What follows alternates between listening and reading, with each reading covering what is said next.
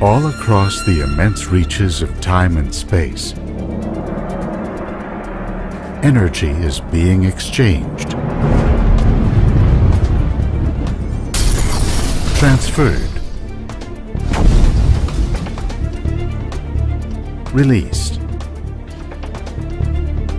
In a great cosmic pinball game we call our universe.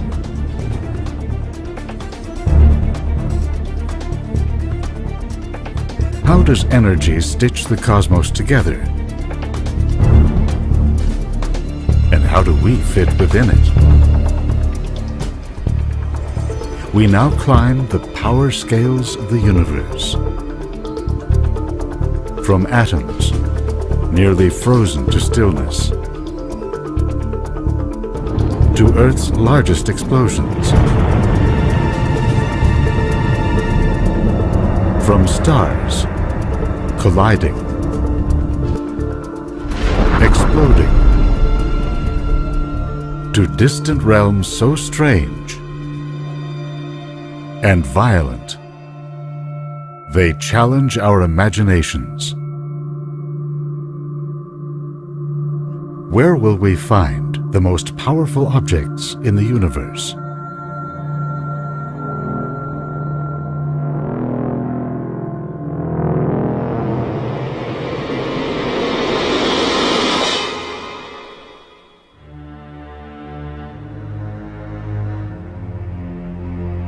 Today, energy is very much on our minds as we search for ways to power our civilization and serve the needs of our citizens.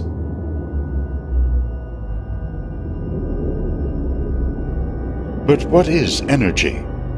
Where does it come from? And where do we stand within the great power streams that shape time and space?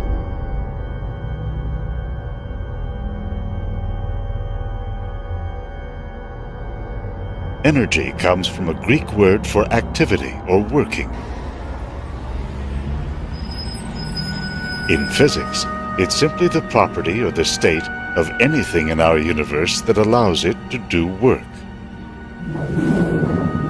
Whether it's thermal,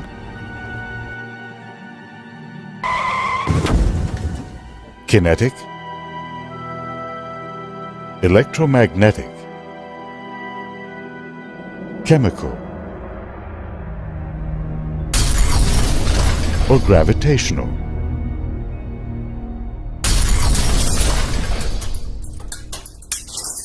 The 19th century German scientist Hermann von Helmholtz found that all forms of energy are equivalent, that one form can be transformed into any other.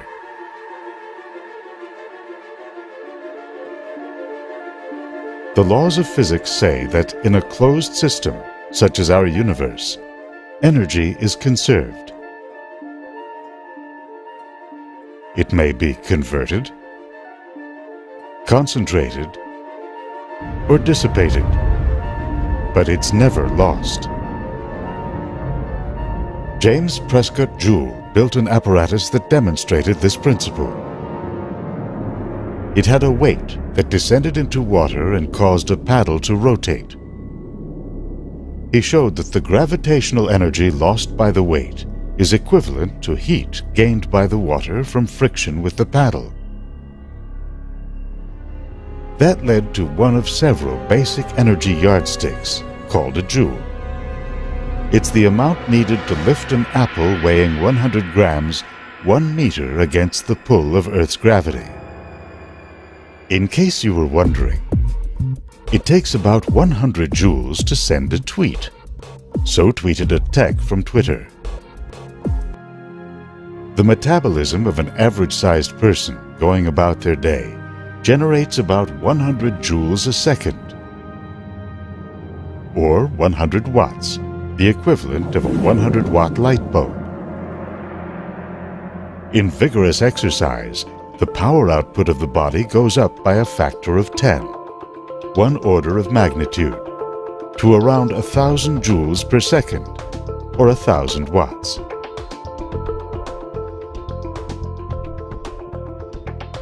In a series of leaps by additional factors of 10, we can explore the full energy spectrum of the universe.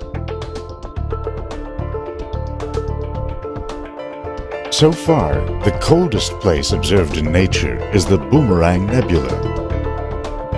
Here, a dying star ejected its outer layers into space at 600,000 kilometers per hour. As the expanding clouds of gas became more diffuse, they cooled so dramatically that their molecules fell to just 1 degree above absolute zero, the total absence of heat. That's around 1 billion-trillionths of a joule. That makes the signal sent by the Galileo spacecraft as it flew around Jupiter seem positively hot. By the time it reached Earth, its radio signal was down to 10 billion billionths of a watt. Now jump all the way to 150 billionths of a watt. That's the amount of power entering the human eye from a pair of 50-watt car headlamps a kilometer away. Moving up a full 7 powers of 10, moonlight striking a human face adds up to 300 thousandths of a watt. That's roughly equivalent to a cricket's chirp. From there, it's a mere 5 powers of 10 to the low-wattage world of everyday human technologies. Put 10 100-watt bulbs together. At 1,000 joules per second, 1,000 watts, that roughly equals the energy of sunlight striking a square meter of Earth's surface at noon on a clear day. Gather 200 bulbs. 20,000 watts is the energy output of an automobile. A diesel locomotive, 5 million watts. An advanced jet fighter, 75 million watts. An aircraft carrier, almost 200 million watts. The most powerful human technologies today function in the range of 1 billion to 10 billion watts, including large hydroelectric or nuclear power plants.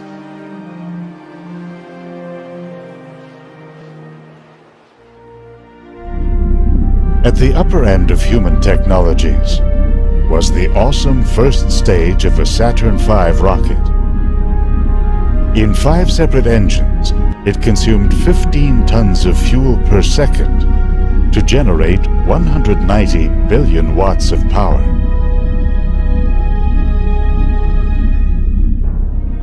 How much power can humanity marshal? And how much do we need? Long before the launch of the space age, visionaries began to imagine what it would take to advance into the community of galactic civilizations. In the 1960s, the Soviet scientist Nikolai Kardashev speculated that a level 1 civilization would acquire the technology needed to harness all the power available on a planet like Earth. According to one calculation, we are 0.16% of the way there. This is based on British Petroleum's estimate of total world oil consumption, some 11 billion tons in 2007.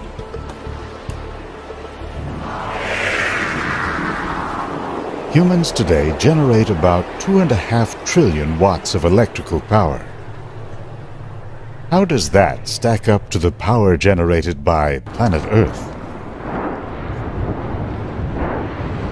Deep inside our planet, the radioactive decay of elements such as uranium and thorium generates 44 trillion watts of power. As this heat rises to the surface, it drives the movement of Earth's crustal plates and powers volcanoes. Remarkably, that's just a fraction of the energy released by a large hurricane in the form of rain.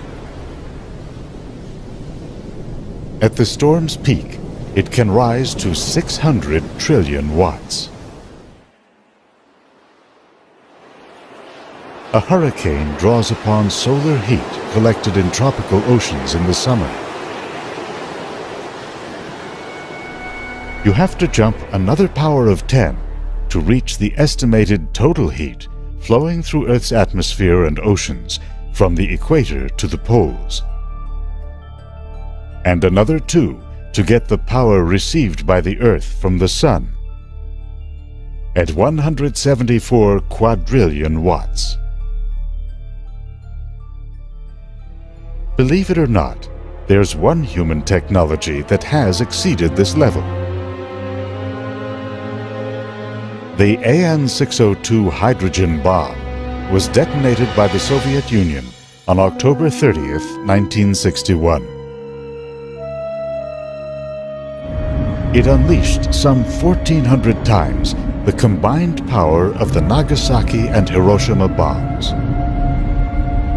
With a blast yield of up to 57 million tons of TNT, it generated 5.3 trillion watts, if only for a tiny fraction of a second. That's 5.3 yottawatts, a term that will come in handy as we now begin to ascend the power scales of the universe. To Nikolai Kardashev, a level 2 civilization would achieve a constant energy output 80 times higher than the Russian superbomb. That's equivalent to the total luminosity of our Sun, a medium-sized star that emits 375 yottawatts. However, in the grand scheme of things, our Sun is but a cold spark in a hot universe. Look up into southern skies, and you'll see the Large Magellanic Cloud, a satellite galaxy of our Milky Way. Deep within is the brightest star yet discovered. R136A1 is 10 million times brighter than the Sun. Now, if that star happened to go supernova, at its peak, it would blast out photons with a luminosity of around 500 billion yottawatts. To advance to a level 3 civilization, you have to marshal the power of an entire galaxy. The Milky Way, with about 200 billion stars, has an estimated total luminosity of 3 trillion yottawatts. A 3 followed by 36 zeros.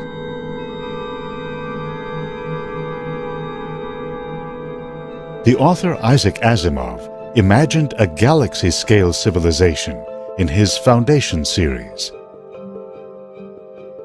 Galaxia, he called it, is a superorganism that surpasses time and space to draw upon all the matter and energy in a galaxy.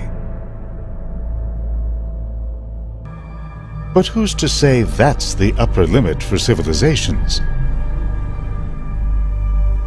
To boldly go beyond level 3, a civilization would need to marshal the power of a quasar.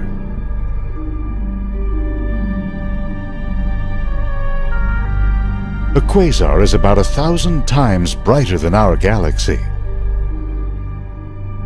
Here is where cosmic power production enters a whole new realm, based on the physics of extreme gravity.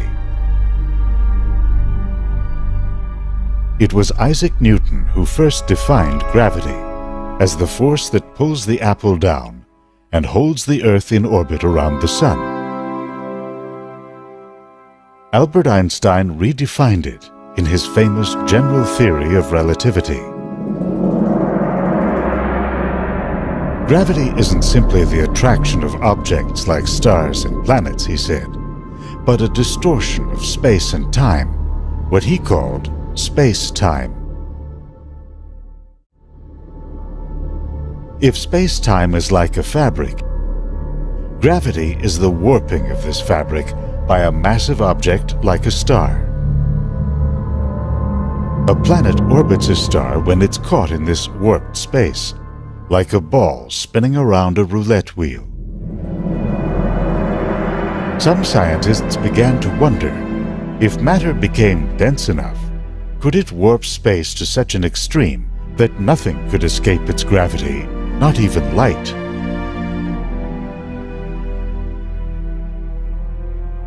With so much power being emitted from such a small area, scientists suspected that quasars were actually being powered by black holes. How a totally dark object can do this has been narrowed by decades of observations and theory. If a black hole spins, it can turn into a violent cosmic tornado. Gas and stars begin to flow in along a rapidly rotating disk. The spinning motion of this so-called accretion disk generates magnetic fields that twist up and around. These fields can channel some of the inflowing matter out into a pair of high-energy beams, or jets. Gas and dust nearby catch the brunt of this energy, growing hot and bright enough to be seen billions of light years away. Amazingly, the power of a black hole can rise to even greater extremes at the moment of its birth.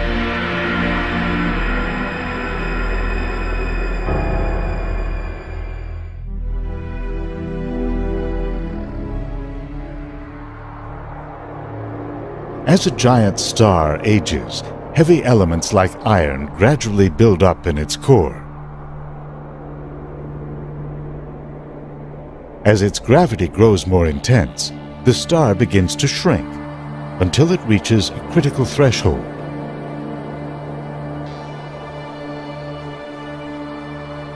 Its core literally collapses in on itself.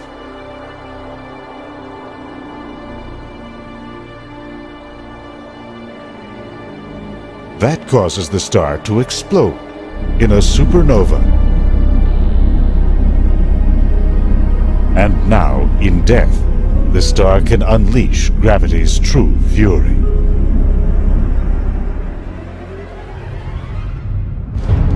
In the violence of the star's death, gravity can cause its massive core to collapse to a point, forming a black hole. In some rare cases, the newborn monster powers a jet that accelerates to within a tiny fraction of the speed of light.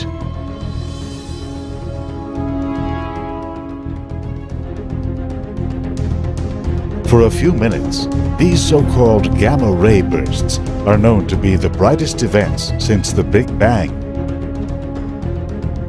3 orders of magnitude above a quasar, at a billion yottawatts, a 10 with 42 zeros.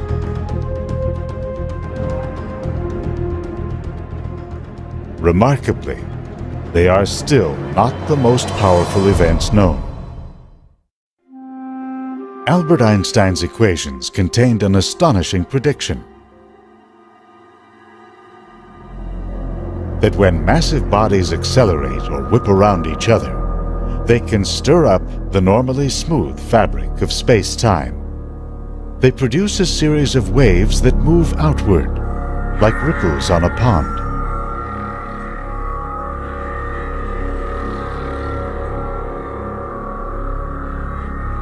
Scientists are now hoping to detect these gravitational waves and verify Einstein's prediction using precision lasers and some of the most perfect large-scale vacuums ever created.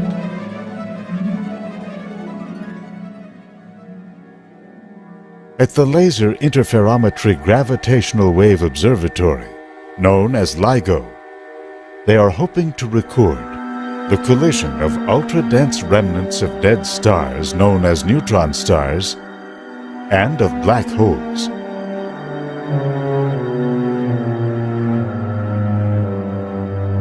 According to computer simulations, as two black holes spiral into a fateful embrace, the energy carried by each gravity wave rises 5 orders of magnitude above a gamma-ray burst to 100 billion trillion times the power of our Sun.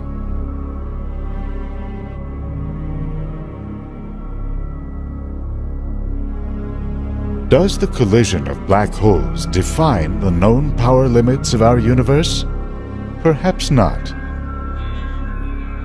As turbulent as the environment of a black hole might be, its true power may well lie deep in its core. A black hole's mass is enshrouded within a dark sphere called the event horizon. Since the 1920s, scientists have described the mathematics of the event horizon as the equivalent of a waterfall. It's the point of no return, beyond which water falls freely into the gorge. At the event horizon of a black hole, space itself falls freely in at the speed of light.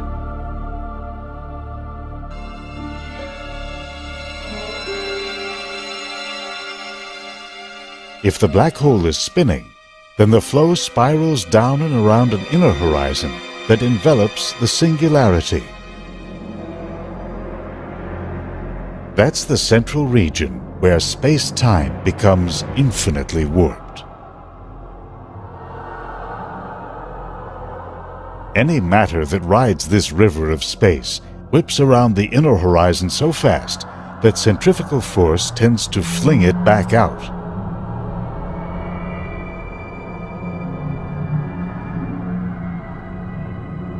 As that happens, it collides with matter that's streaming in, whipping up a ferocious cosmic storm.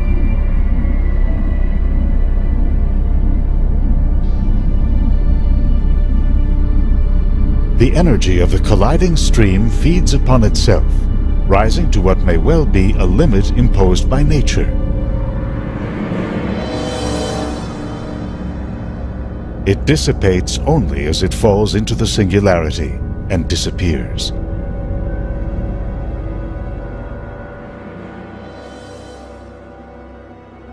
Fortunately for us, gravity walls off such energy extremes behind the event horizon, where they cannot affect the rest of the universe.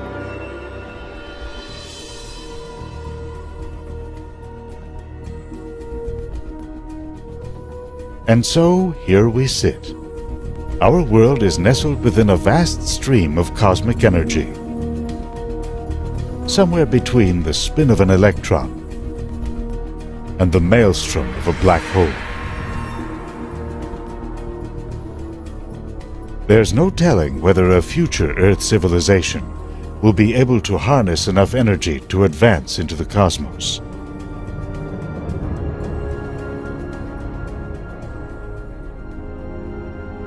For now, as we tap into the tiny morsels of power at our disposal, we venture a closer look at a universe blazing with activity.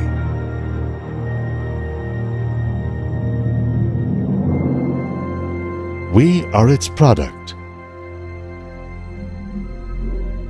and its starstruck admirer.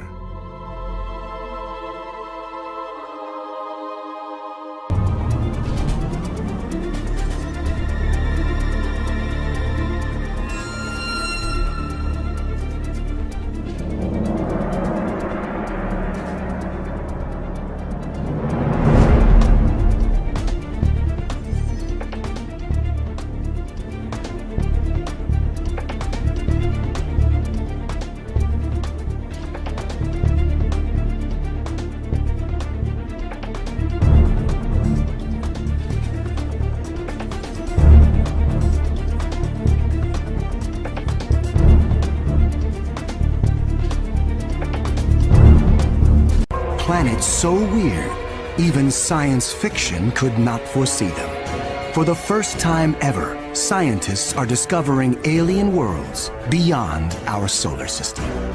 places where ice is hot and rain is made of iron. They are uncharted, unearthly, and unpredictable. And somewhere, hidden among these strange new worlds, scientists seek the greatest discoveries of all.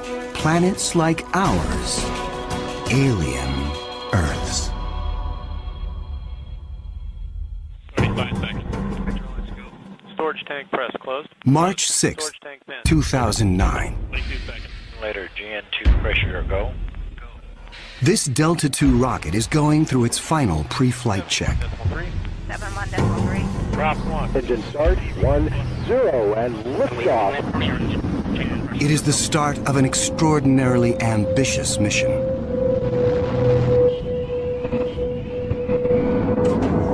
The Kepler Space Observatory is hunting for planets like Earth within a region of 100,000 stars.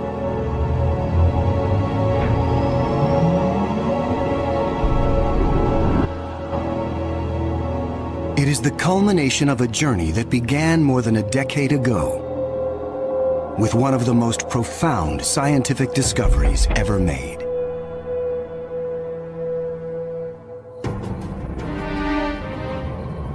(1995). Swiss astronomer Michel Mayor and his team make a routine observation of stars in the constellation Pegasus, located 50 light-years away. But the instruments show something strange. One star is violently lurching and wobbling. What we discovered, it's one of these stars have a velocity changing with time. What is powerful enough to disturb a star the size of our sun? Mayor offers a radical answer: a planet. But no one has ever seen a planet around another sun-like star. Problem in detecting planets around other stars is that as a planet orbits a nearby star, that planet gets lost because of its feeble light in the glare of the very bright star. In spite of the odds, Mayor relies on his data and is convinced the wobbles are caused by the gravitational pull of an orbiting planet. When I read this claim from Michel Mayor, I was very skeptical. There had been many false claims of the first planet ever discovered around another star, and I thought to myself, oh boy, here we go again.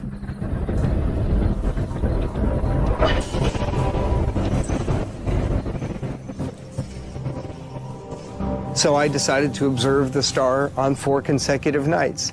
And stunningly, the star was shown to wobble exactly as Michel Mayor had said. Michel Mayor and his teammate Didier Queloz announced their discovery.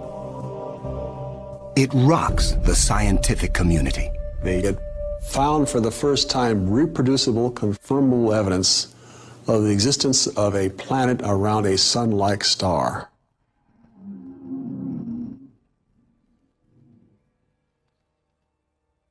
Officially called 51 Pegasi b, the planet is nicknamed Bellerophon, in honor of the Greek hero who tamed the winged horse Pegasus.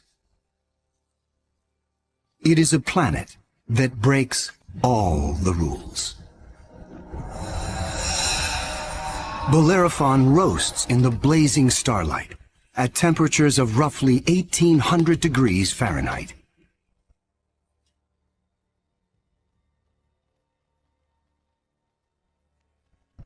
It is nearly 150 times more massive than Earth and is a gas giant like Jupiter.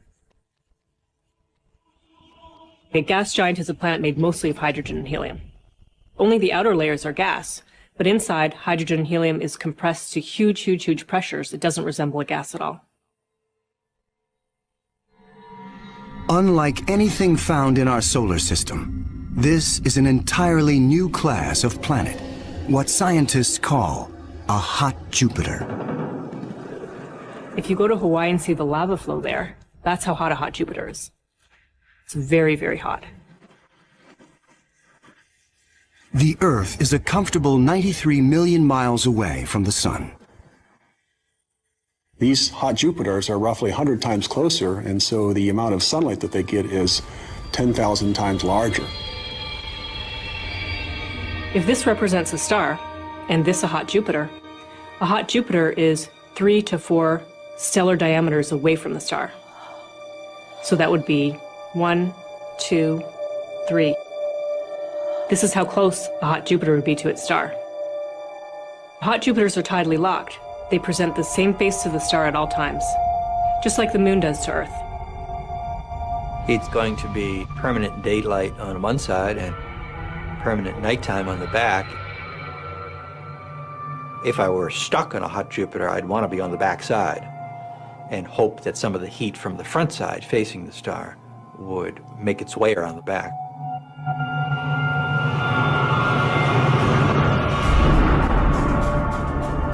The variations in temperature make Bellerophon's atmosphere extremely windy.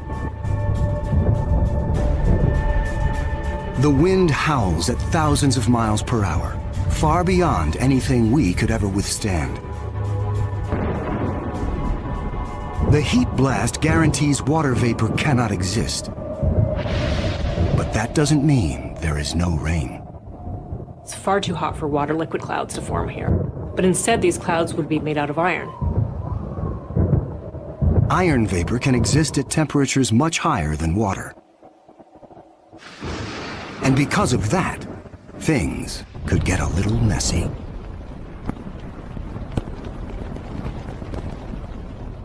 You better have an umbrella that's pretty sturdy, because the iron is going to start coating your umbrella very rapidly and making it extremely heavy and just crush that umbrella.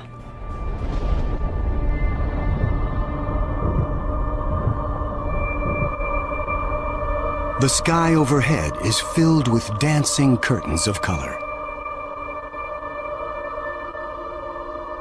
Charged particles from the nearby star make auroras far more extreme than the northern lights on Earth. There is something even more unique about this newly discovered world. Bellerophon orbits its sun in a blistering 4.2 days. No self-respecting planet goes around a star in 4.2 days. None of the planets in our solar system take such a short amount of time.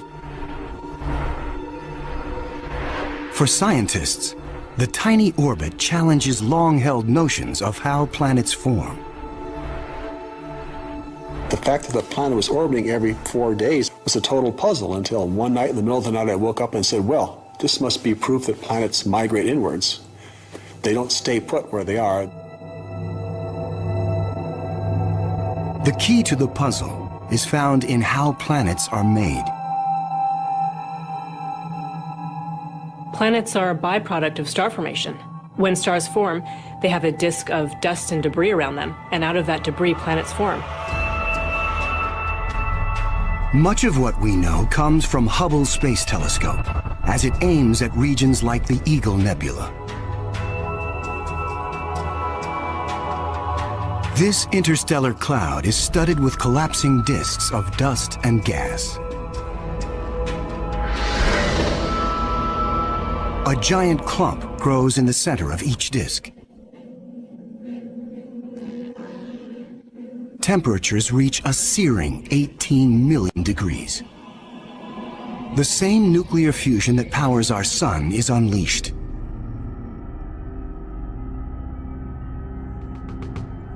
The star is born.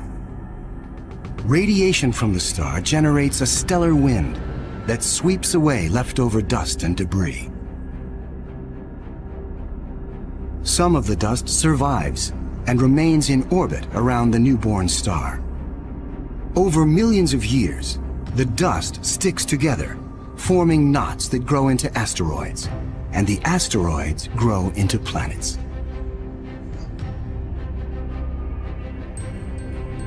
These planets migrate through the disk until they find a stable orbit. This is why Bellerophon is so close to its parent star. But one newly discovered world has found its stable orbit in a place no planet should ever go. 2001. Hubble Space Telescope is directed to an obscure star some 150 light-years away from Earth, in the constellation of Pegasus. This is the same region where Bellerophon was found 6 years earlier. Hubble is tracking another hot Jupiter, discovered by astronomer Jeff Marcy. But this one is different from Bellerophon. You've probably heard of the planet HD 209458b. It's a terrible name. A terrible name for a terrible place. HD 209458b has been dubbed by some as Osiris, after the Egyptian god of the dead.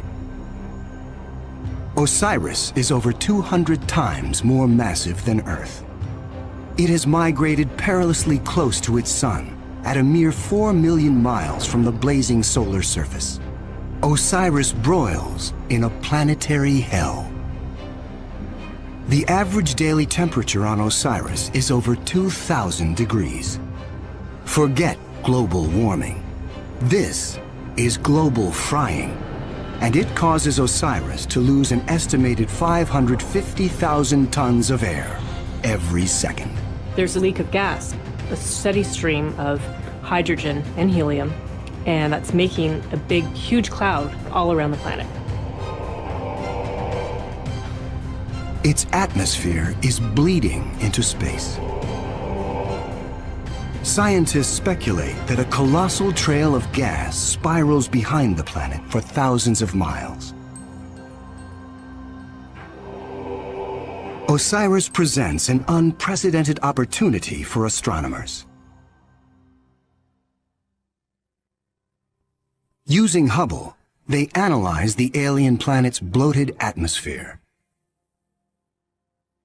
This is the absolutely first time where we could tell what is the composition of the atmosphere of an extrasolar planet.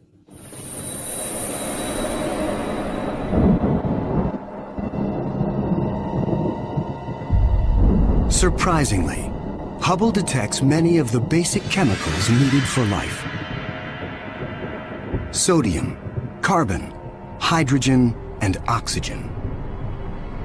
But Osiris is far too hot for life as we know it. There may be other forms of life, however, that thrive on higher temperatures. But there's no solid surface as we know it on a hot Jupiter. So this life would have to be just tiny little microbes floating around on aerosols. And on our own Earth, we have life that floats around in our atmosphere. But that life didn't start there. So life almost certainly would not exist on hot Jupiters. Astronomers have discovered many hot Jupiters since Bellerophon was found in 1995. But conditions on these worlds rule them out as places where the drama of life can unfold.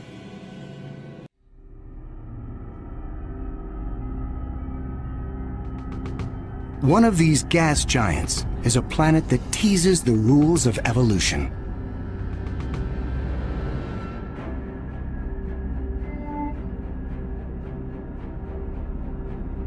Astronomer Jeff Marcy discovers something shocking about a planet orbiting a star called 16 Cygnus b, located some 70 light-years away in the constellation of Cygnus, the Swan.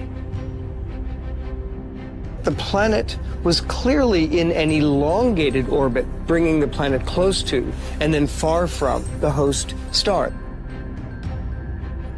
And this, of course, defied our expectations based on our own solar system, where all of the planets go around our sun in nearly circular orbits like phonograph grooves in a record.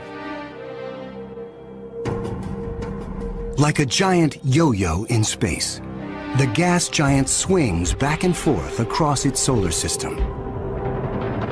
That is like the Earth swooping 25 million miles closer to the sun. then slinging past Mars, all the way out towards Jupiter every year.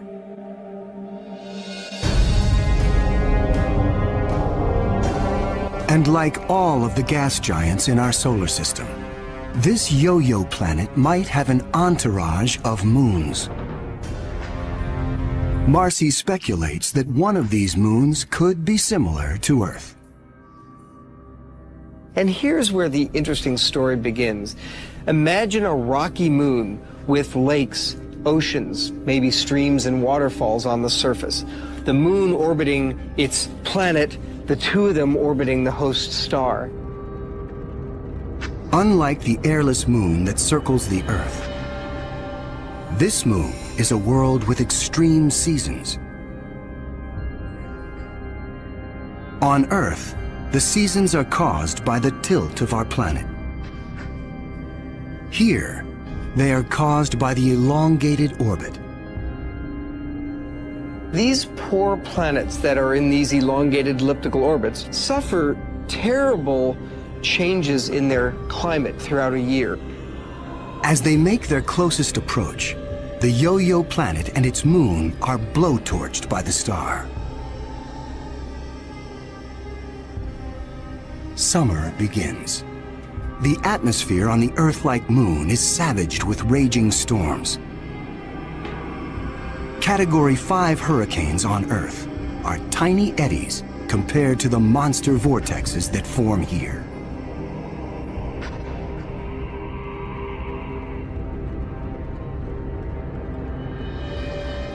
The clouds thicken as the water evaporates. Temperatures rise dramatically. Any water or gases would heat up, and indeed the oceans would boil into steam, so you'd end up with a big steam bath. During the peak of the summer, the entire moon is smothered in 800-degree temperatures.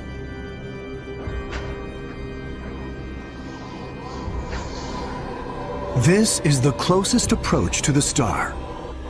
During its 26-month orbit, the summer season is barely 2 months long.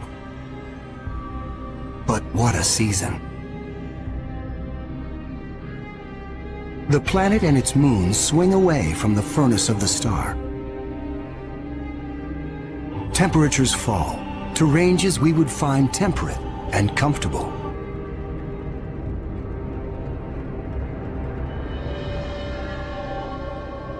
With the coming of fall, the rains return to the parched and roasted moon.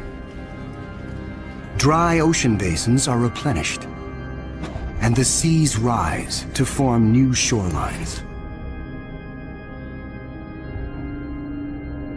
Tranquility prevails as the yo-yo planet and its moon slip into the deep freeze of winter. Now, over 200 million miles from the star, the daytime sky is dark.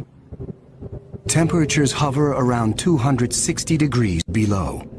Winters are long, lasting 17 months. With the coming of spring, the sun looms large in the skies over this hapless moon as the ice cracks and melts violently. Huge icebergs calve into a stormy and fast-rising ocean.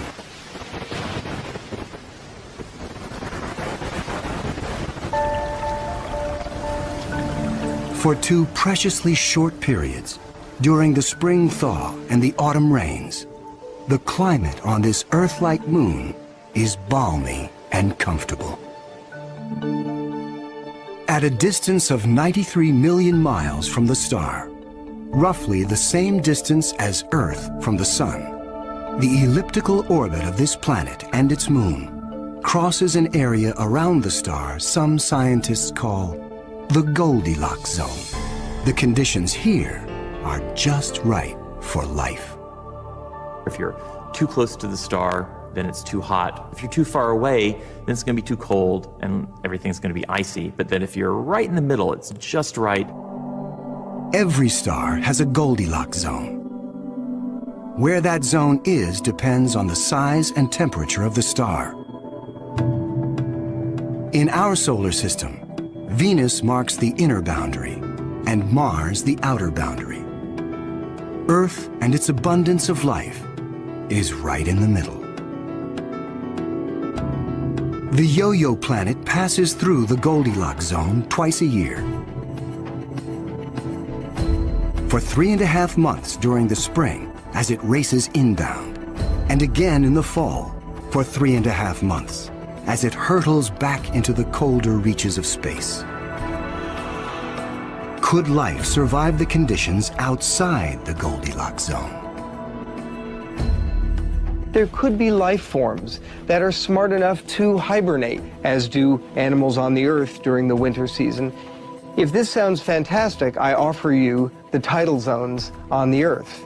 On the tidal zones, life proliferates, of course, near the seashore, and they do so despite tides. The water coming in, covering many of the life forms, the water going out at low tide, and yet those species survive perfectly well. The strange cycle of the Yo-Yo planet's orbit creates fleeting conditions suitable for life, but also for death. Some alien planets are even more bizarre. Imagine a world that has no star to orbit. Scientists speculate that our galaxy is teeming with rogue planets, adrift in the murky lanes of interstellar space. These are orphaned worlds, planets that are booted from their solar systems by the chaos of planetary migration. Astronomers call such worlds planemos. Planemos are planets without a star. They're just drifting through the galaxy indefinitely. What massive force would it take to kick a planet out of the solar system? When a young star forms with a contingent of planets around it, many of those planets gravitationally interact with each other. They yank on each other, slingshot each other, so that one of them is ejected from the planetary system, voted off the island, if you will. If you were, unfortunately, a resident on a planet that was kicked out by a collision or a near collision with another large object, you'd probably rapidly move out of the habitable zone. There are hundreds of billions of these lost, wayward, poor, wandering planets out in our Milky Way galaxy with no parent star to warm them up.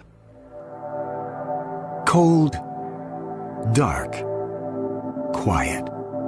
Because planemos have no sun, they are worlds without days or years.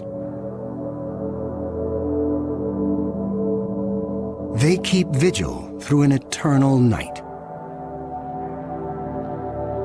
Planemos are solitary wanderers, sentinels of the galaxy.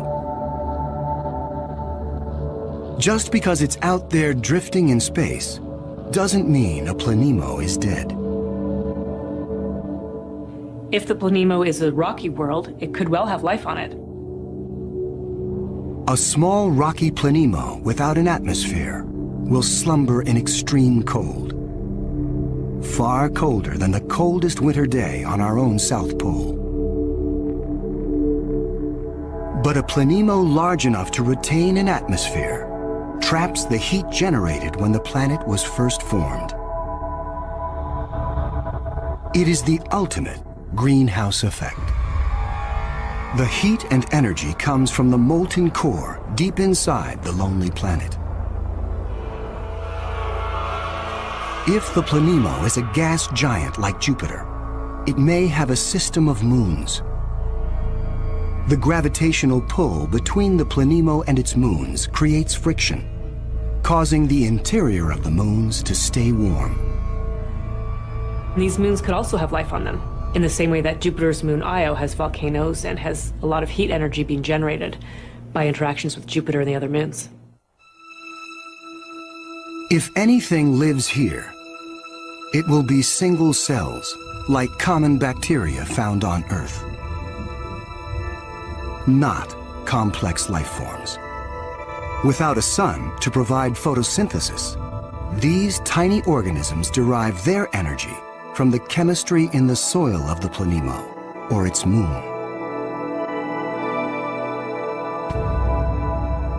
On Earth, there are similar conditions.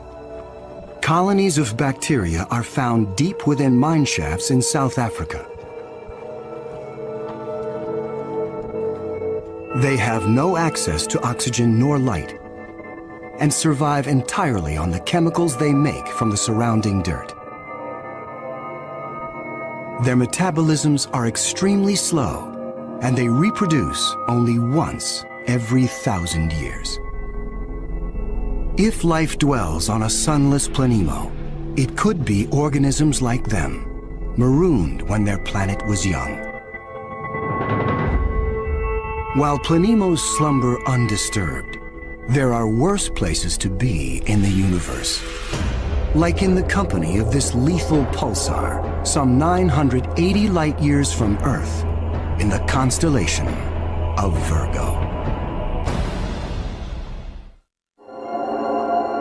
From afar, a pulsar looks like a blinking light, but up close, pulsars machine gun their surroundings with deadly radiation. They are no place for planets. Yet something interferes with the precision of this pulsar. One explanation is that the anomaly is caused by a planet. But many astronomers are skeptical that planets orbiting a pulsar can exist. The reason that's a problem is because pulsars are formed in these incredible explosions. When a red giant star explodes, a titanic fireball known as a supernova unleashes as much energy in 1 minute as our sun generates in its lifetime. When a star goes supernova, the shockwave is so immense it's hard to imagine any planet surviving that. When the cosmic dust clears, all that remains is the crushed core of the red giant, pulsing in the heart of an expanding debris field.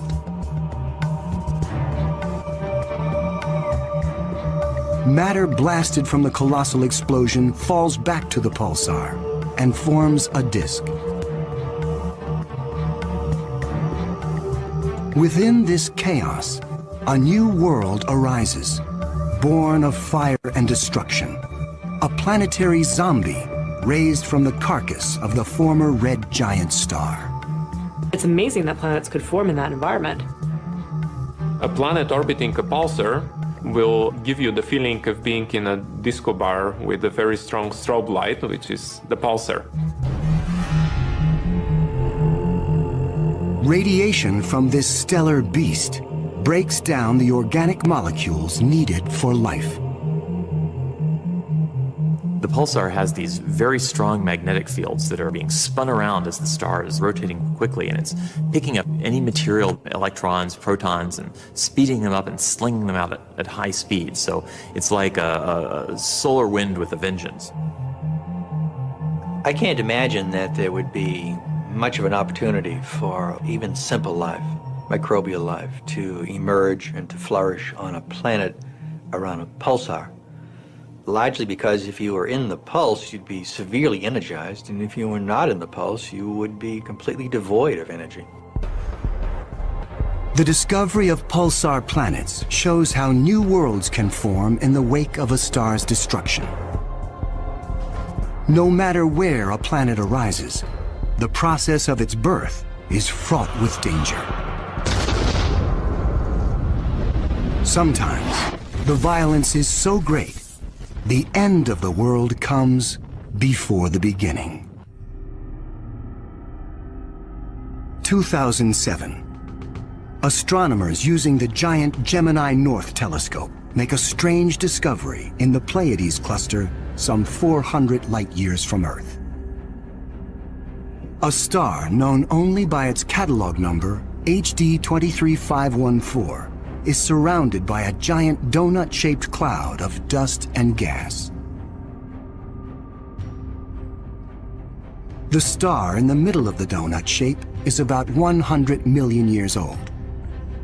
A cosmic toddler in astronomical terms. Our sun is 45 times older. The conditions are perfect for planets to form. But spectral analysis finds something strange. The dust is utterly pulverized. Typically, a newborn star is surrounded by fledgling planets. Planets form around the young star in a protoplanetary disk of gas and dust. And then these planets go on their merry way orbiting the star, not realizing that they're in an orbit that's too close to another planet. Millions of years ago, two primordial planets orbiting HD 23514 are spinning toward doom. As the two worlds close in, tidal forces torque each planet from spheres to egg shapes.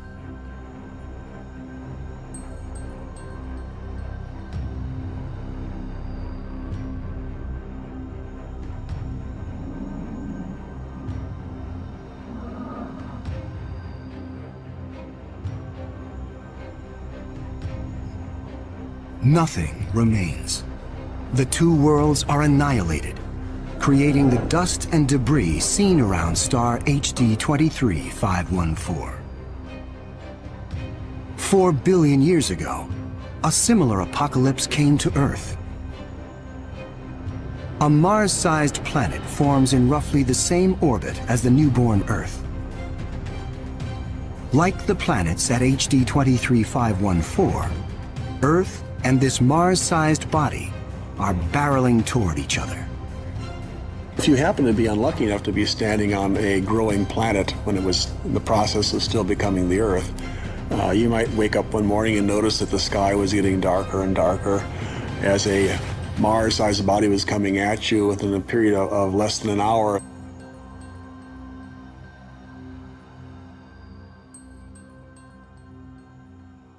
And when it hits, the shock wave is felt all over the planet, scouring the surface of the Earth. The collision obliterates one side of the planet. Molten rock sprays out into space. The entire globe is peppered by meteors and noxious vapor. It would actually make hell look like a Bahamas vacation.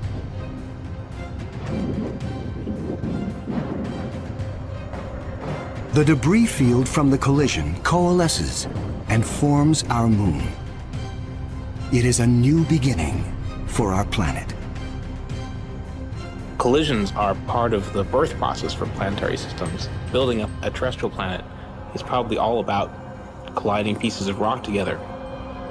And all across the galaxy, colliding pieces of rock are forming terrestrial worlds that defy the imagination.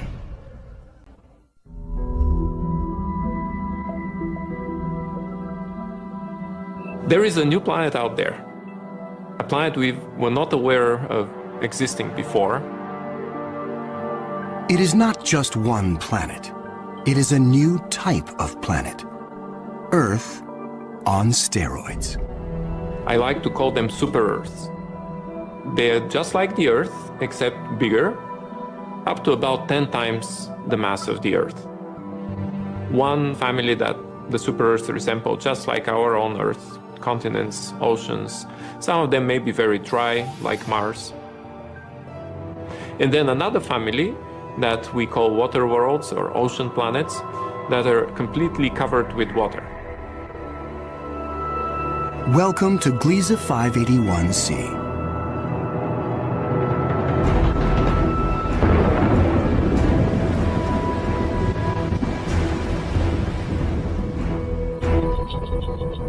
This planet was found by Michel Mayor, and it orbits with 2 other planets around a very small star.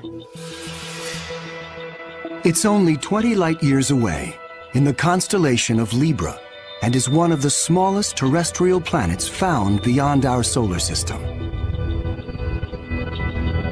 That doesn't mean Gliese 581c is small.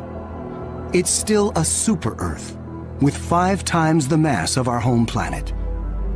But it's the possibility of liquid water that excites scientists. An ocean planet feels like being in the middle of the Pacific Ocean, with no land inside, just water, puffy white clouds, and blue sky above you. The winds on the ocean world are going to be similar to that of the Earth. So it will be a very good place to sail.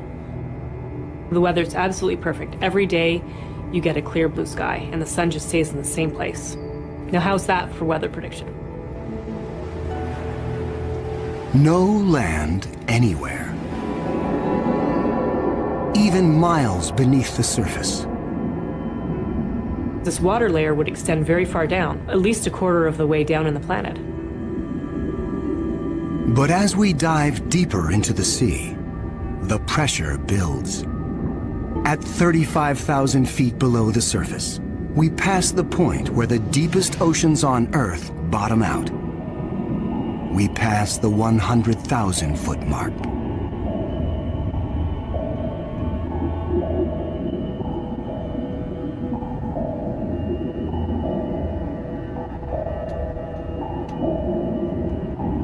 The pressure is so great, water itself begins to take on surprising new forms. At a depth of 10 times the greatest ocean depth on Earth, we reach the bottom. When you have a large amount of water, then an ocean at the bottom you will form very high pressure in excess of 1 million atmospheres. And that pressure will compress the liquid water, that is the ocean, into a state which we call ice 7.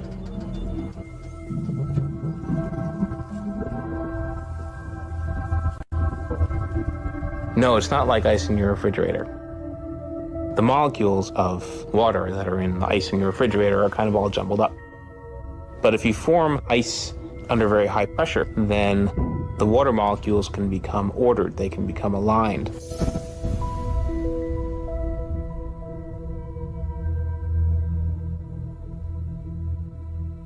I can show you a crystal that is a very good analog to ice 7. This is halite, also known commonly as rock salt. Ice 7 may exist within our own solar system. Europa, a moon of Jupiter, could possibly have a mantle of liquid water surrounded by a thick, icy crust. The pressure from the crust is so great that Ice 7 might exist deep within these uncharted seas. If we scale up and thaw out Europa, it could be a water world similar to Gliese 581c. One could imagine that life could emerge on a water world. After all, water is essential to life on Earth. Everywhere on Earth where there is water, there is life. You cannot find a sterile drop of water on Earth unless you put it in the microwave yourself. On this water world, there could be bacteria or any kind of life in the ocean itself. But not all of the super-Earths are water worlds teeming with life. When we talk about super-Earths, we talked about 2 major families of mostly rocky with some water and mostly water with an endless ocean.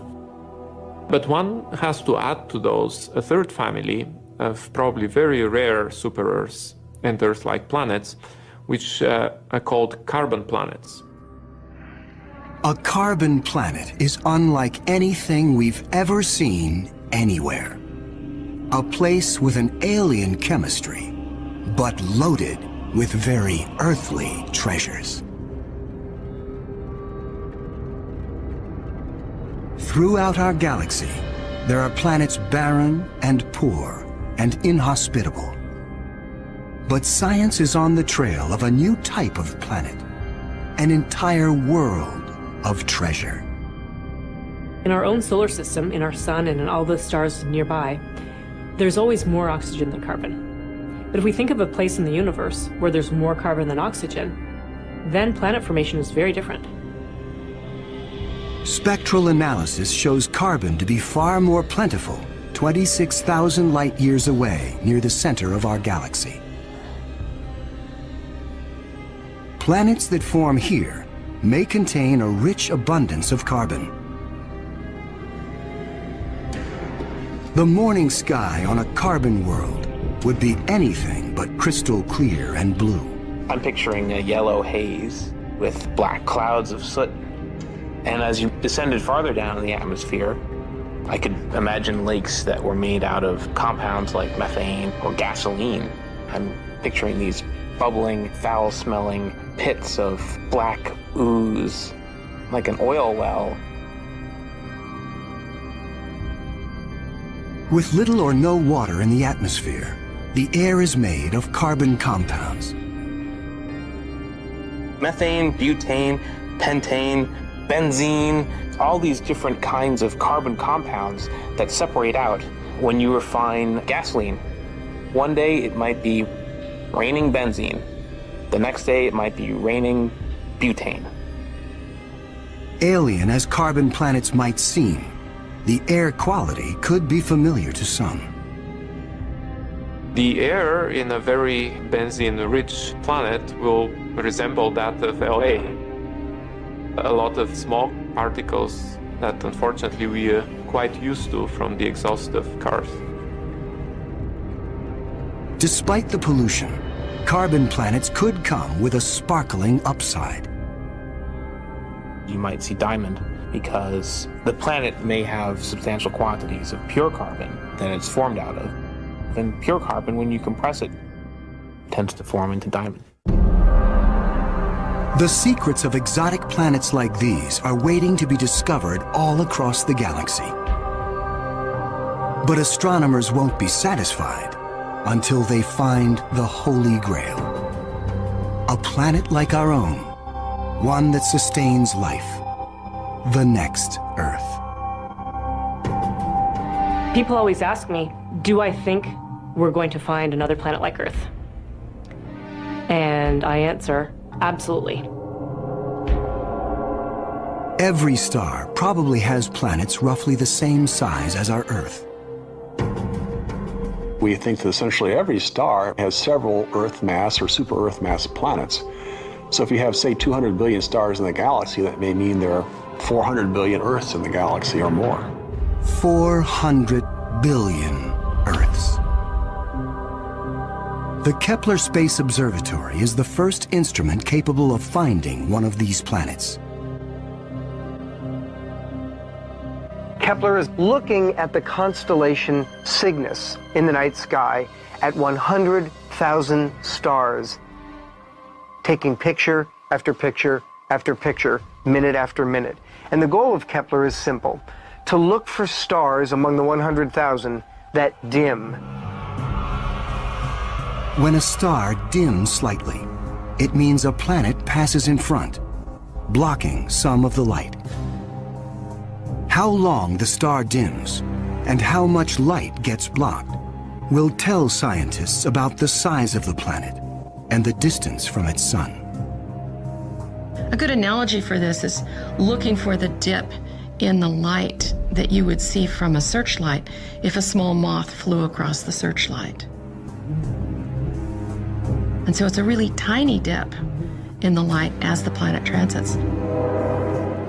It is a very powerful technique because it allows you to discover planets that are even smaller than the size of the Earth around stars similar to the Sun.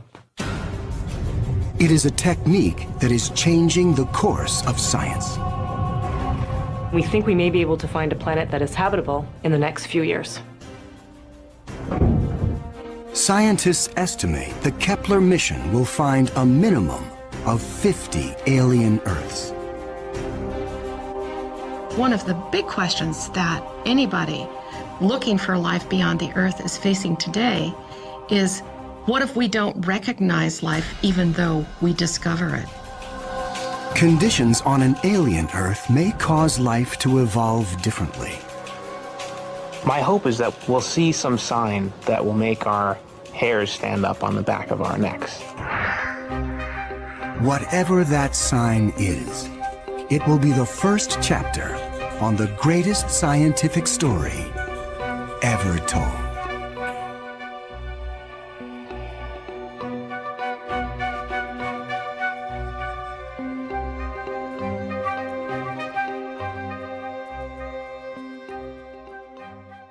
The universe is going to end. It won't happen for billions of years, but there is no way out. Figuring out how it will end is the challenge of astrophysicists around the world. They're pointing high-tech equipment out toward the heavens to unlock the secret of our fate.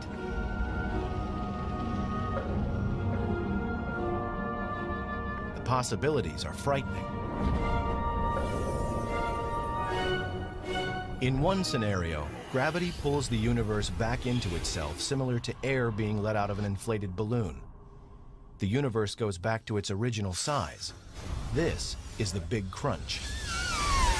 It'll be the end of the universe, and a big fireball, as all the matter collapses onto itself. That'd be pretty dramatic. Then there's the Big Chill.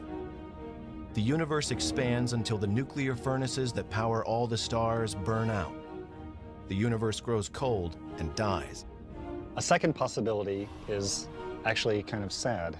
The universe will continue to expand forever, and it will just grow into an increasingly cold and lonely place as the expansion removes our nearest neighbors from us, and we just end up a single isolated community of stars and galaxies.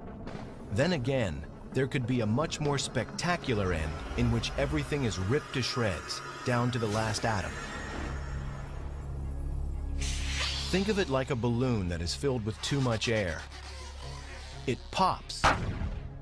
It's much more dramatic than the Big Chill, and just as fateful as the Big Crunch. The universe continues to expand, but at an ever-quickening pace. And in fact, the pace is so great that even the space-time fabric cannot hold the universe together. However the end comes, it will be a dramatic conclusion. To understand how it all could end, scientists turn to how it began. The mystery starts to be solved here, at the Mount Wilson Observatory overlooking Pasadena, California. In 1929, while looking through what was then the world's largest telescope, Edwin Hubble makes a strange discovery. The universe is expanding. Hubble's discovery led to a whole new picture of the universe, that it was a dynamic environment and that it evolved. It changed in time, and that's different from pictures that people had of cosmology previous to that. Before Hubble, scientists said that the universe was static and unchanging. Hubble's discovery that the universe is expanding meant it had a starting point, a beginning. That brought the idea forward that, hey, what if we ran the film backwards in time and found the point at which that began? The Big Bang. That fraction of a second when the universe and everything in it exploded into existence from a point smaller than an atom.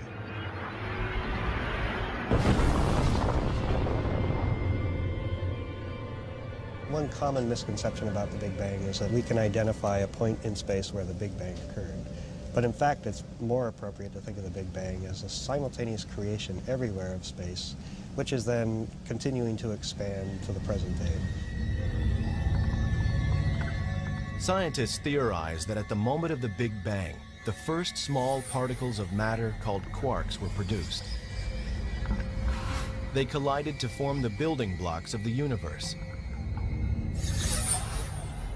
These floated in a thick fog of hot plasma for about 400,000 years.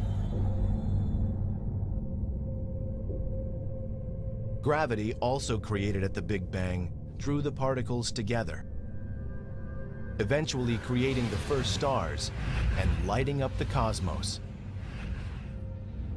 The theory of the Big Bang is a very solid theory. What happened at the moment of the Big Bang is still something we're working on. We don't really understand. If the universe has been expanding since the Big Bang, scientists must consider that it will stop expanding at some point. The question is, how?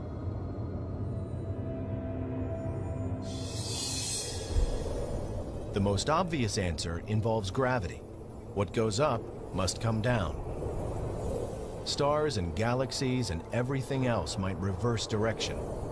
The universe would collapse in what some scientists call a big crunch. Take the top and then see the other handle and just jerk them apart. A model rocket offers clues to how the big crunch would work. The rocket is like the universe expanding into space out of the Big Bang. An initial bang allows the rocket to overcome the pull of gravity. 5, 4, 3, 2, 1. Eventually, when the fuel is exhausted, the rocket coasts a few feet higher, stops, and is pulled back to Earth. This is what would happen with a big crunch. The entire universe is essentially pulled back to its launch pad. The universe itself has its own momentum, its own energy, it's moving outward, but eventually there's a point where possibly the universe will stop that moving outward, just like the rocket that we saw, and have to fall back in upon itself and collapse again under the force of its own gravity. In this scenario, the universe could return to its original state just before the Big Bang, setting the stage for a perpetual seesaw of creation and destruction. The Big Crunch theory moved to a scientific back burner.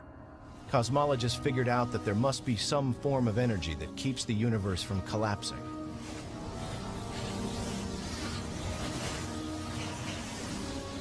The existence of such a force leads to new theories about what the universe is made of and how it might end. And evidence about how this might play out is found in some of the most powerful and mysterious phenomena in the cosmos: black holes.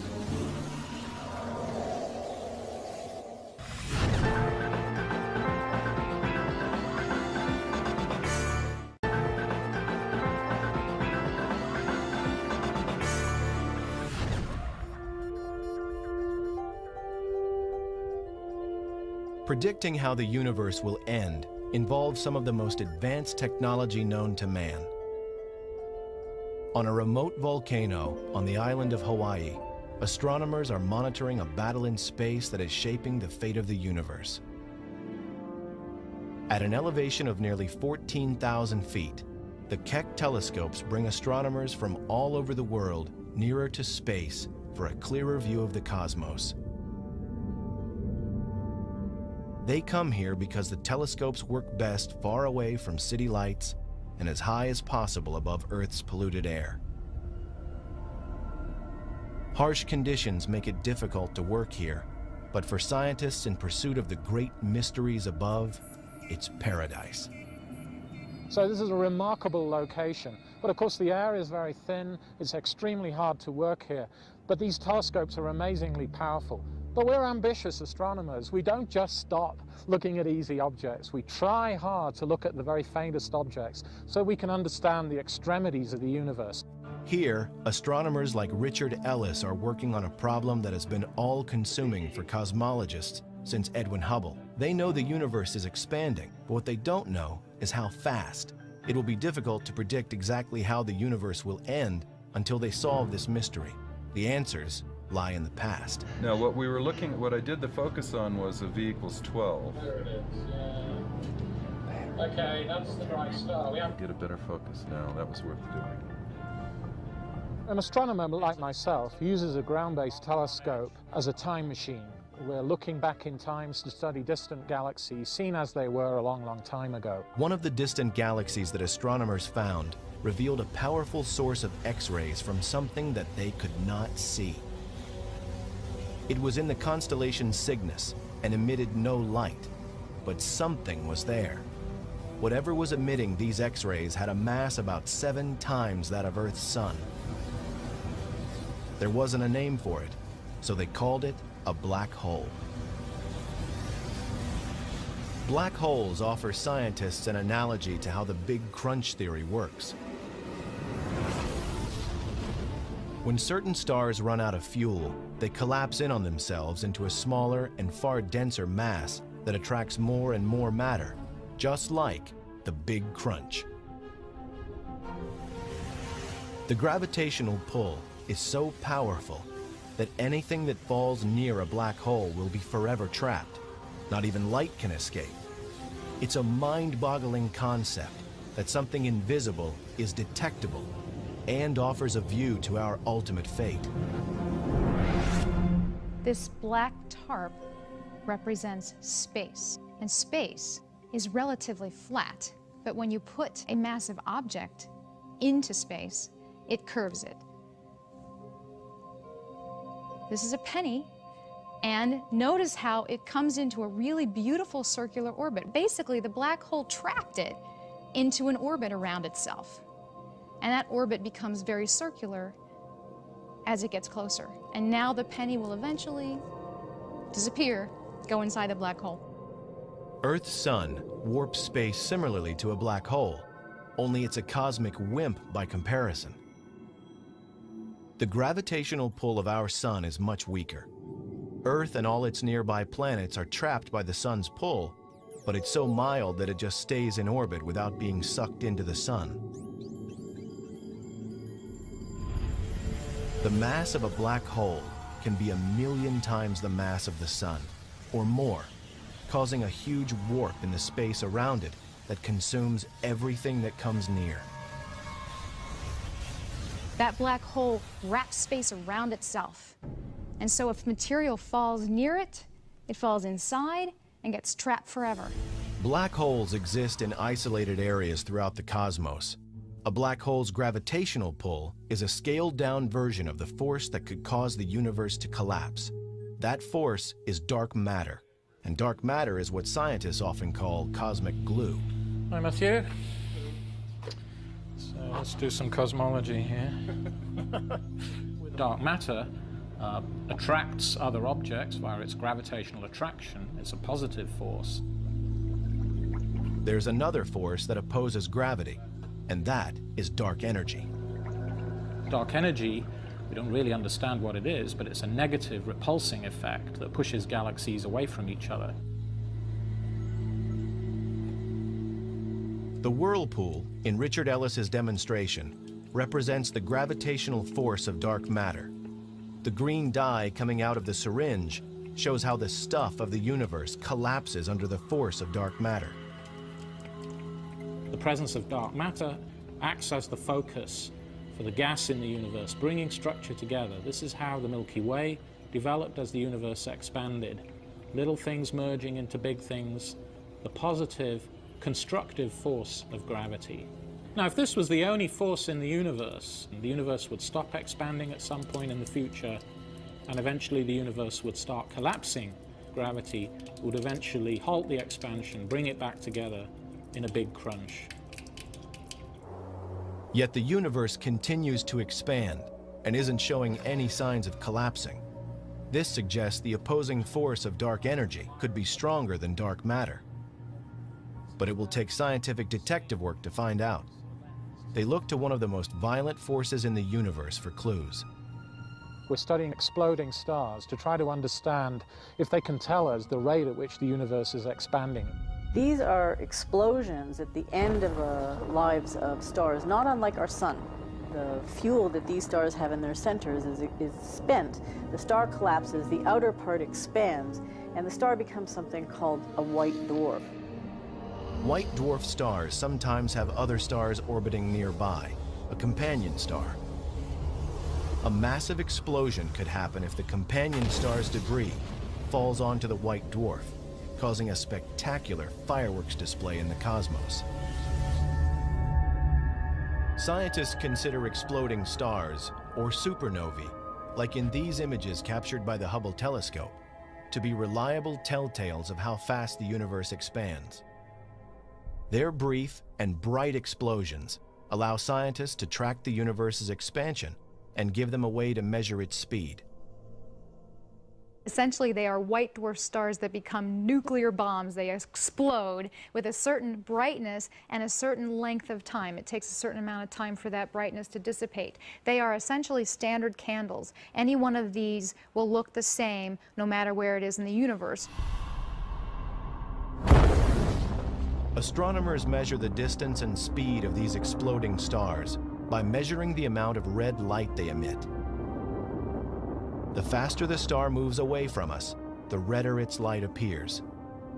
The expansion rate of galaxies containing stars like supernovae can then be used to interpret how the rest of the universe is moving outward.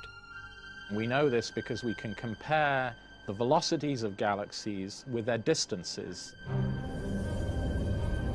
These are the clues that lead astronomers to answer just how soon the universe will reverse direction and come back together in a big crunch. Or, this information might lead to an entirely different conclusion. Dr. Ellis is looking at clues at the Keck Observatory in Hawaii. While the telescope is on the top of a huge volcano, he's in a viewing room on another part of the island. Hey, emission lines, Johan. Oh, you see it? In the red side, I think. At the same time, Johan Richard is at the California Institute of Technology in Pasadena, California, evaluating the light from a distant galaxy that the Keck telescope captured in Hawaii. He's looking to see if any of the known elements coming from the galaxy are in the red spectrum and moving farther away. We can interpret that as a velocity, as how much the galaxy is moving away from us. We can really interpret how the entire universe is behaving, is expanding. Interpreting redshift is the cornerstone of the quest to pin down the fate of the universe. Clearer pictures of the universe that have only been possible in recent years have led cosmologists to conclude that the redshift of distant galaxies is greater than predicted. This is startling. Not only is the universe expanding, it's speeding up. Nothing in the observable cosmos could account for an accelerating universe, and yet the data seem irrefutable. This has to mean that an invisible force is working against gravity. Cosmologists have come up with a name: dark energy. So when the universe was young, gravity was the most dominant force. And so what we see here is galaxies as particles on the surface of the water are bound together by gravity. And at a point about 7 billion years ago, dark energy and gravity are pretty well in balance. But the universe continues to expand, the density goes down, and so dark energy starts to take over. And lo and behold, the universe starts to accelerate. So dark energy is now the dominant property of space. So the universe started out with a certain amount of energy, and we know we're trying to understand how much energy there is, and we know the universe is expanding as it moves outward with time. We also know now that the universe's expansion is accelerating, and we don't know, is that acceleration going to slow down or not? We're still trying to understand that. So in understanding what's going to happen to the fate of the universe, we have to know how much energy is there, how much matter is there. The history of the universe is really a battle between dark matter and dark energy. These two forces are in opposition, and so both the history of the universe and its ultimate fate is really the competition between these two forces. The Big Crunch theory was a result of scientists interpreting that dark matter is the dominant force. But astronomers now suspect that dark energy might be much stronger. If so, the end could be dramatic and violent. It pulls apart solar systems, it pulls apart stars, and eventually it grows so strong that it pulls apart matter itself, breaks bonds, pulls apart atoms, and reduces everything to fundamental particles, and that's the end of the universe. The battle between dark matter, the force that holds the universe together, and dark energy, the force seeking to tear it apart, has set the universe on a path of destruction. If dark matter is the victor, the universe might collapse. If dark energy rules the cosmos, it could rip to shreds. The expansion grows so strong that it tears up the entire universe. It'll be a strange twist of fate. Dark energy, the force that propelled matter to form a magnificent universe, continues to push it outward and drives it to its demise. To find out if dark energy is in fact winning the battle, scientists will first need to know how fast the universe is actually expanding. The most remarkable feature of the universe is that it's expanding. Every galaxy is moving away from every other galaxy. When you look out into the night sky, you see distant stars, galaxies, clusters of galaxies they observe with telescopes, and they're all moving away from us. We can illustrate that with this balloon. As we expand it, we see that every dot drawn on this black balloon, like the night sky, is moving away from every other dot.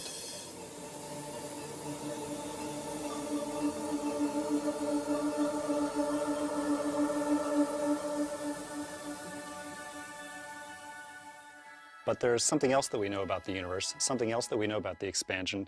That is that the expansion is getting faster. The universe is accelerating. The size of the universe is getting bigger at a faster and faster rate. And we don't know exactly how fast it's accelerating, but if it's accelerating fast enough, then something really dramatic could happen. The universe could end up tearing itself apart in a big rip.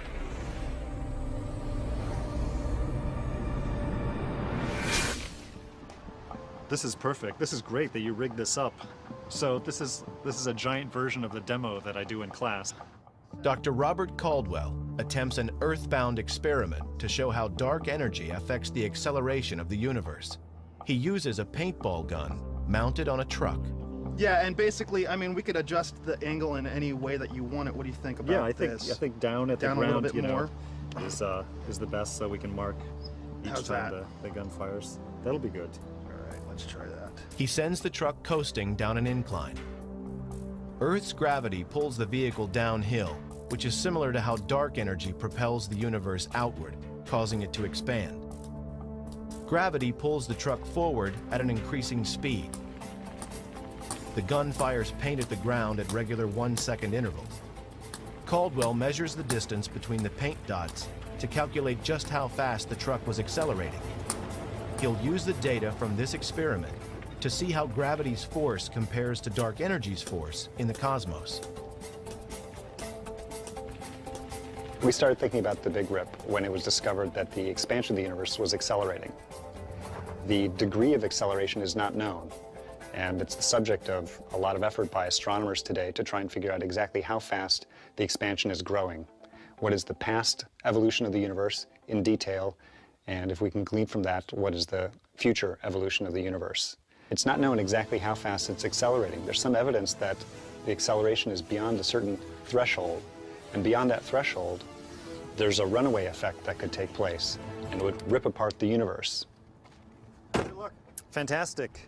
I think we've got some good data. Excellent. How do we measure this? Great. That end. All right. Give you that. I'll take this. 5 feet 8.5 inches. The point of the paintball experiment is to find parallels between the truck propelled by the invisible force of gravity and the accelerating universe. I'm glad we got the long tape measure because it's really growing pretty fast, the interval.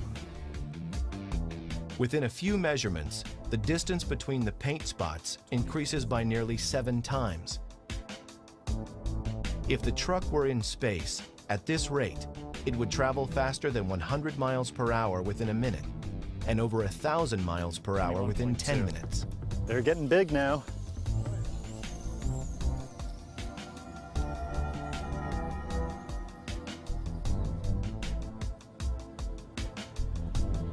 Here we got 42.5 feet. 42, all right, 0.5. The question for Robert Caldwell is whether the same kind of expansion and acceleration are happening on a cosmic scale. What's the capsule made of? Is it plastic or something? Gelatin. Okay. It's all biodegradable. So you could actually eat them if you wanted to. This right here is the data that I took with Eric. The cumulative distance traveled by the car as a function of time, and that's beautiful. It's this nice parabolic shape. That's exactly what you expect for an accelerating body. Now over here I've got another calculation going on where I'm working out the acceleration of the universe. Robert Caldwell's calculation shows that forces on Earth are similar to forces in space. This demonstration, then, gives a sense of the dramatic rate of expansion that appears to be happening in the cosmos. By eye, it might be difficult to appreciate how good a fit it is, but I can tell you that the weight of the statistics indicates that an accelerating universe is a very good fit to this data. If, like the truck, the universe is continually accelerating, then billions of years from now, the universe might tear itself apart.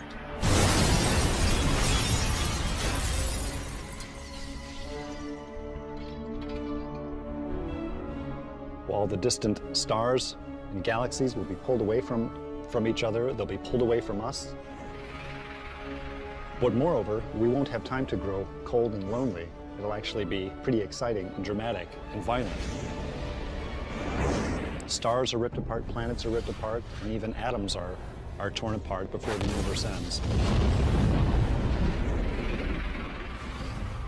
It wouldn't happen for at least 50 billion years, but still it's an interesting fate for the universe.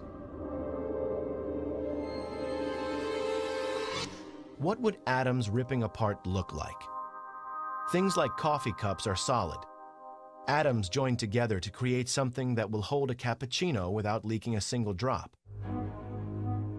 Zoom in through the cup, like sailing through the cosmos, past the molecules and into the atoms. The solid cup is nothing more than a fabric of atomic particles that formed a bond to become matter. If these particles were to move apart, the bonds that hold this cup together stop working. The atoms no longer support molecules. The connections between the minuscule particles dissolve. Matter in the form of this cup ceases to exist. It disintegrates, gone from existence.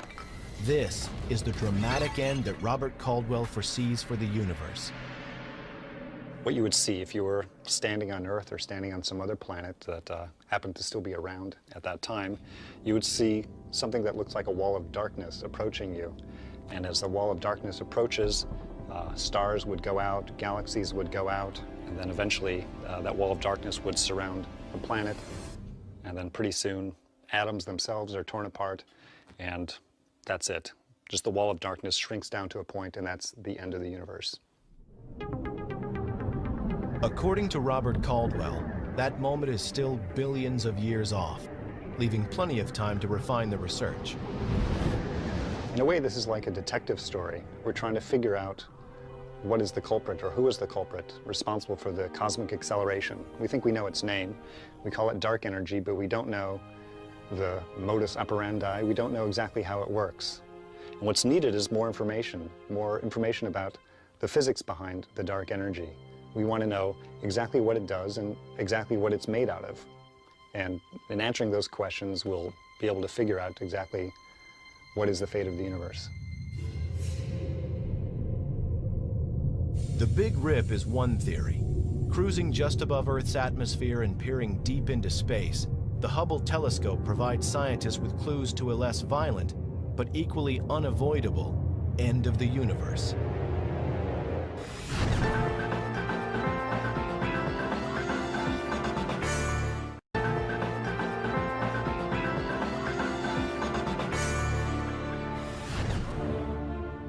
Scientists now say the universe is expanding, and that depending on how fast it is accelerating, it might end in a big rip where everything tears apart. It's also possible that it will continue to expand, but at a slower rate. The universe wouldn't rip apart, but would become dark, cold, and lifeless. If dark energy turns out to be constant, a constant property of space, and continues at the same rate that it is now, the universe will keep expanding forever, and it will be a very sad state. I think in the end, it just chills out. Everything cools down. Evidence for the Big Chill and all of the theories for the end of the universe, in part, come from the Hubble Space Telescope. It has been orbiting Earth since 1990 and has an unobstructed view of the cosmos. The extraordinary images it beams back to Earth are amazing in their clarity and detail. And because of Hubble, scientists can make better predictions about how the universe will end. So here is an example of a very deep field that was taken by the Hubble Space Telescope, which literally you point the space telescope at a single region in space. And if you looked at this from a typical ground-based image before Hubble was launched, first of all, it's literally almost size of a postage stamp. And so suddenly, the first Hubble Deep Field that was ever taken had 4,000 galaxies that looked just like the galaxies here, that were never visible before from the ground. A tremendous power. Each of these smudges in their own right is another galaxy. Each one of these galaxies contains about 100 billion stars.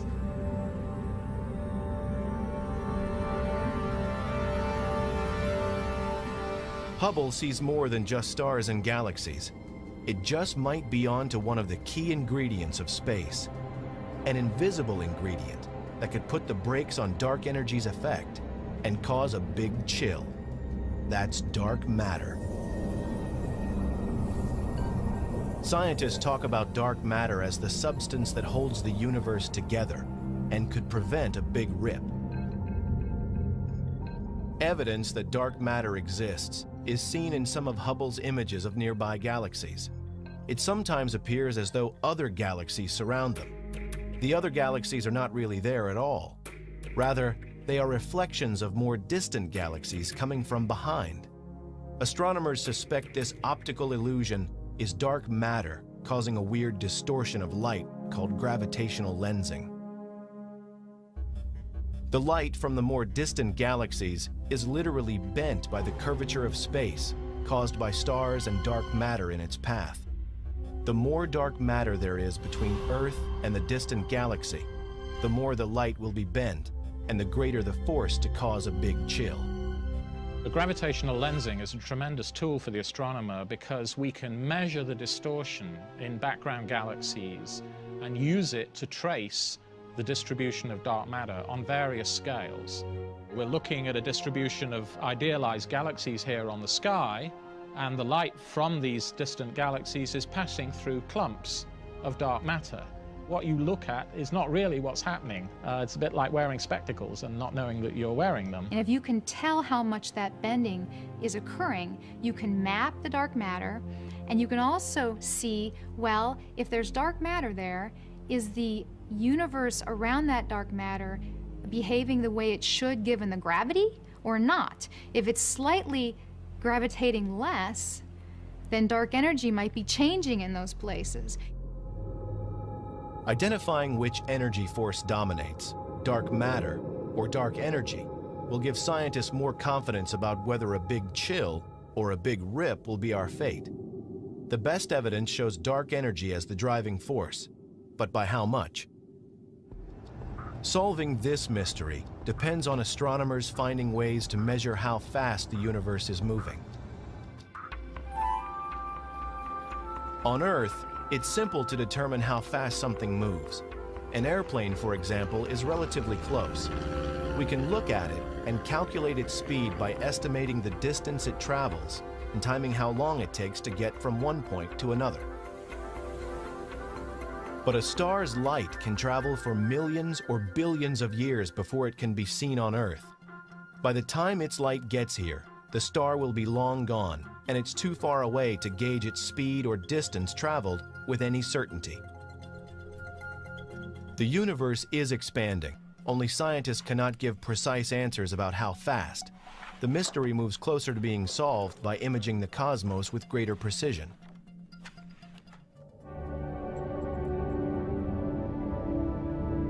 Clearer images from space make it easier to estimate the rate of expansion. If the universe continues to expand with time, then ultimately all of the energy sources, the nuclear furnaces in stars, would run out and die, and the universe would actually get very cold, and there'd be something called a big chill. In the big chill scenario, Earth could become a lonely, cold planet as the universe expands.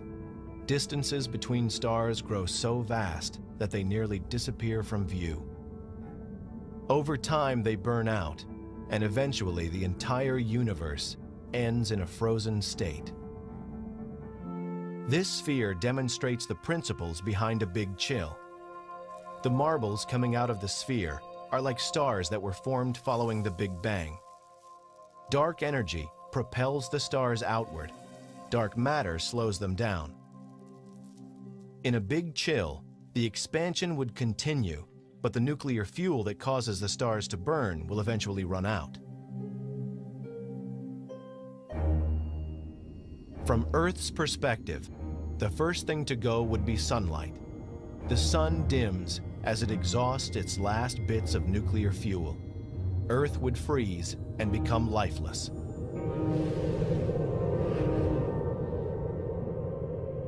And billions of years after humans are gone, the cosmos expands out of view. A few newer stars might remain, but most would have long moved away. The furnace powering the universe burns out. The darkened universe continues to expand, a frozen and lifeless remnant of its once vibrant existence.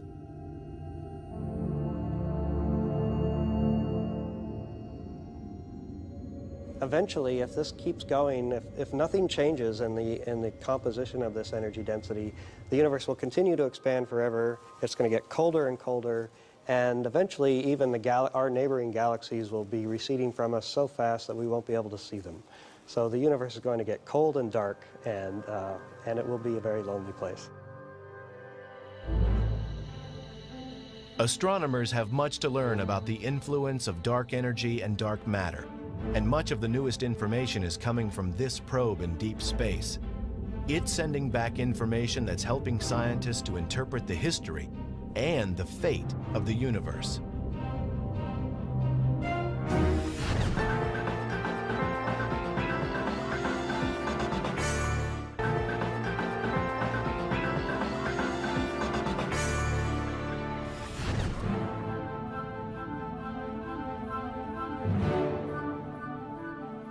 The night sky, by all appearance, is a quiet and peaceful place. But in reality, there are forces that are driving it to an end. Big science moves astronomers closer to deciphering the universe's great mysteries, including its ultimate fate. The solution to the universe's riddle may well be hidden in this multicolored image. What's incredible is that it's a map of the early universe from the moment it was conceived. And even more fantastic, it reveals a great story that helps cosmologists predict how it will end. The machine that captured this is called WMAP, a NASA satellite that's working around the clock to chart the cosmos. What we're looking at here is the edge of the visible universe. It's the light that WMAP measured, it's the remnant heat from the Big Bang, and this is literally the oldest light in the universe that we can see. This fossil relic from the early universe tells us a great deal about what the composition of matter was like, what the expansion rate was like, and really what the conditions were at the birth of our universe. WMAP is one of the great astronomical breakthroughs of the 21st century. Nothing before could give us such a clear image of the energy left over from the Big Bang, energy that scientists call the cosmic microwave background. WMAP is measuring temperature differences in the cosmic microwave background, which may finally make it possible to predict which force will dominate the universe and how that force will bring the cosmos to its end. The blue spots are regions in the microwave light that was produced by the Big Bang that are slightly colder than the average temperature, and the red spots are regions that are slightly hotter than the average.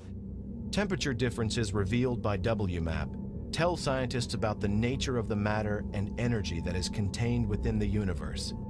They're able to analyze the light patterns and find clues not only about the substance, but also the fate of the universe. We only capture a tiny part of the electromagnetic spectrum with our eyes, and we have to go to much longer wavelengths. The same wavelengths that are used to heat water in a microwave oven are what we're measuring here with WMAP.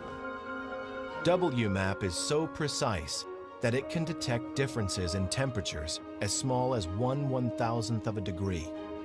This sensitivity helps scientists to calculate the ratio of dark matter to dark energy, forces that will determine how the universe ends. We assemble all those difference measurements and make a map of what the variations look like. And by turning up the contrast, we can basically subtract off this uniform glow from the Big Bang and look for variation. It doesn't look like much until Gary Hinshaw adjusts the contrast. Then the WMAP image comes to life. Looking at WMAP imagery is in essence taking a journey back through space and time so that we might get some new ideas on the fate of the universe.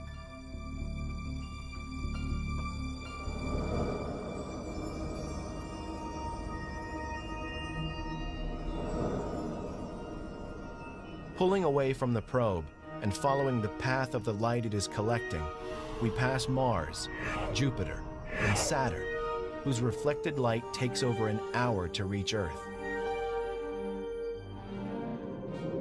Then, leaving the Milky Way, we pass Andromeda, the next nearest galaxy, whose light takes 2.3 million years to reach us, which means we have traveled 2.3 million years back in time.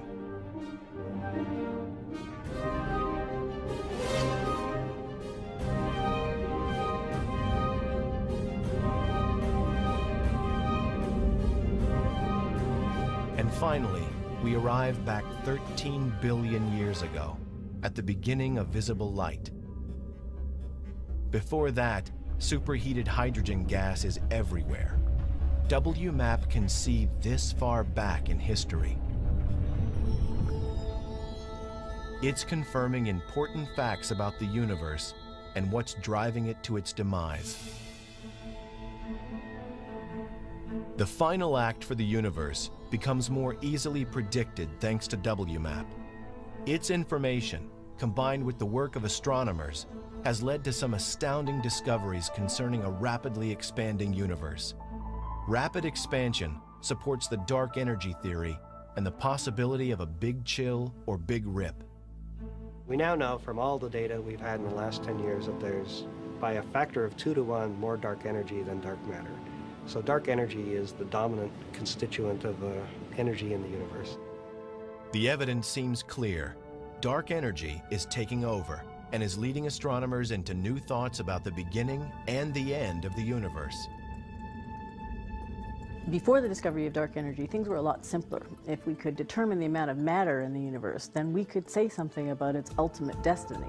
Those simple days are gone, but the proof is adding up and supports the idea that the universe will continue to expand. But will it do so to oblivion?